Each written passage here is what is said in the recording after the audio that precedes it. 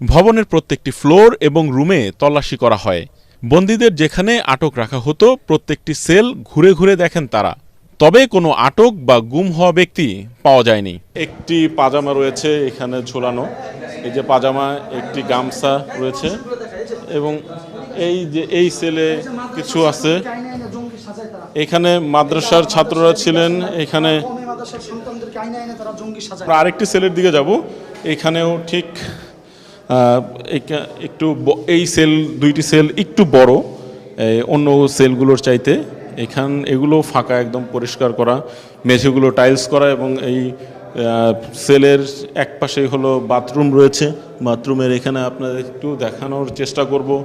এখনও এখানে ব্রাশ, রেজার, একটি সাবান রয়েছে, একটি সরিষার তেলের বোতল রয়েছে।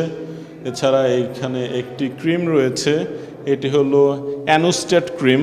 আমরা তো জানি না, আজকে একদিন দুই দিন যাবত রাষ্ট্রের কোনো কর্তৃপক্ষ নেই। আমরা জানি পুলিশ সেখান থেকে চলে গেছে। আমাদের ভাইরা কি খাবার পাচ্ছে নাকি মারা যাচ্ছে ওখানে?